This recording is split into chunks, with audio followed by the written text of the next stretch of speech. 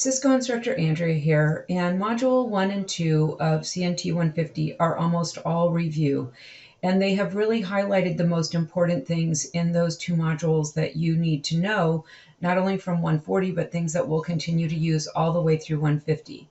One of the most important things that we talked about in 140 and we'll continue to talk about in 150 is how do we remotely manage a switch? I hope that the first thing that came to your mind is, oh, I need to set up a switch virtual interface. What we've done up to this point is we've always used VLAN 1 to do that. So what we would do is we would console into our switch and or router. We would do some commands to set up the switch virtual interface on interface VLAN 1, and we would give it an IP address. That would allow us then to remotely manage it and not need to use a console anymore.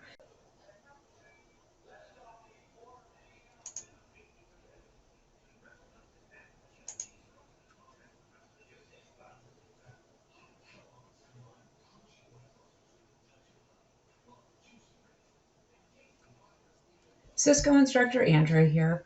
Most of Module 1 and Module 2 is review from CNT 140. As a matter of fact, I would say almost all of it is. What they have done with Modules 1 and 2 is highlight the things that are really important that you must know as you move into 150.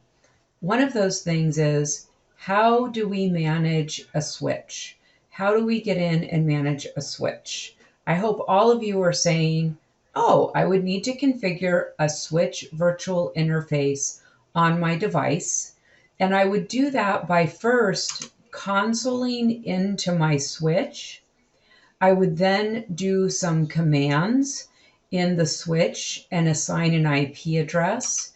And once I have the IP address and subnet mask, I would also want to just set up the IP default gateway command. All right, so what commands do we need? We do a, first of all, enable, a config T. In this example, we're showing that we're adding it on interface VLAN 99. Now in 140, I think we always did it on interface VLAN 1.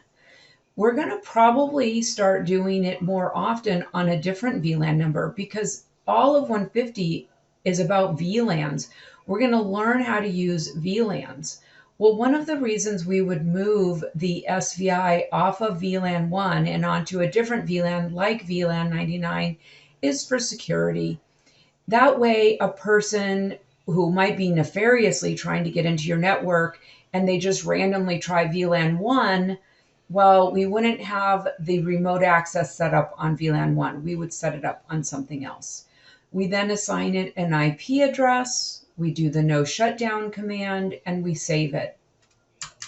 I'm going to go ahead and I'm going to do these commands on a switch, and then we're going to talk about something. What we're going to talk about is the difference between an interface VLAN and just a plain old VLAN. Because Module 3, we're going to start learning about just plain VLANs. And there's a huge difference between an interface VLAN and a VLAN. And getting a grip of that and understanding that early in the class will be very helpful. All right, so here in Packet Tracer, I've got my PC1 set up as my console, and then I'm consoled into my switch, and I've got my switch connected to a router as well. What I'm most interested in is just setting up an SVI on my switch right now. So I'm going to go ahead and I'm going to access my console device, enable config T. Let's go ahead and set a host name, switch 1. And next I want to set an IP address. So interface VLAN 1, IP address 192.168.0.254, 255.255.0. And here I'm going to do a no shutdown, okay, because I want to bring that interface up. It's also a good idea to do a description. And let's talk about that. Remember, a switch virtual interface is just that. It is a virtual interface. And in this scenario, it doesn't connect any device to another device. I do see students making a mistake of saying interface VLAN 1 connects to the router, connects to the switch. It doesn't. It's just a virtual interface that allows us to set up an IP address so that I can use that IP address to use Telnet or SSH and get into the device. So for the description, let's just say VLAN, or I'll do interface VLAN 1 set for remote management. And then I want to put what the network is, 192.168.0.0/24. So there's my description. And let's do an exit and an exit. The next thing I'm going to do is I'm going to go ahead and I'm going to set the IP default gateway. Okay, it's always a good idea to set your default gateway. That way, if traffic needs to get back and find its way through, it will know what the default gateway is and it will be allowed to go through. So let's do IP default gateway, and that would be a 192.168.0.1. Okay, the IP default gateway doesn't get a description. It's not really on an interface. Let me make this analogy. When you are setting up a manual or a static address on your PC and you go into the control panel, you tell it what its static IP address is going to be, you tell it what its default, subnet mask is going to be, then you also tell it what its default gateway is. That's all we're doing. We're telling the switch, hey, the domain that you belong to is off of this default gateway. That is the purpose of setting up the default gateway. Without it, if traffic is coming from a remote location, it's going to have trouble getting in and out of your network through the switch. Now I have the address set on the switch. Let's do a show IP interface brief and verify that the VLAN is up, and it is. It's up and up. I did have to turn on and activate the interface on my router as well.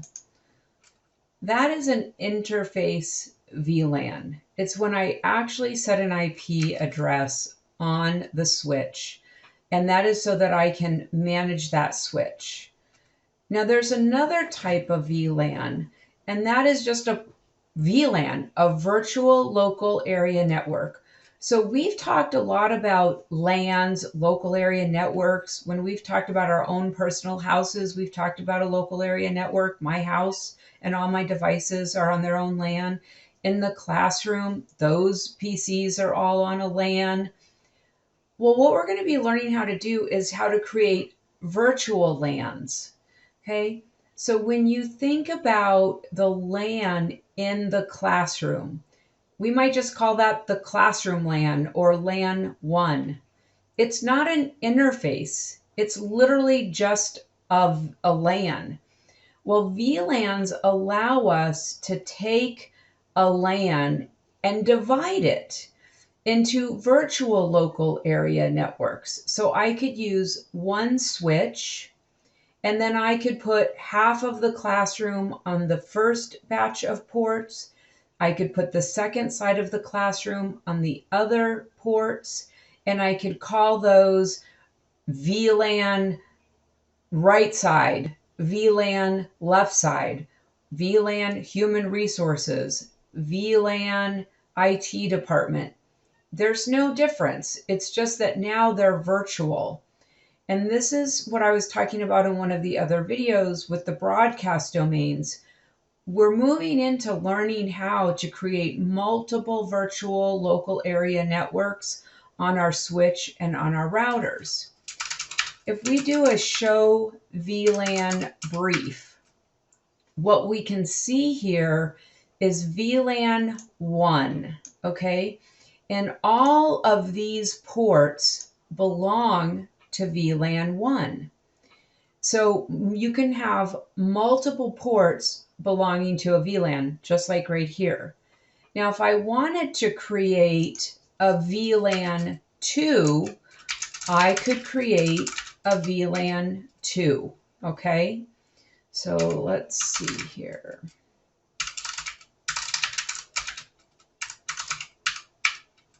Now I've created a VLAN 2.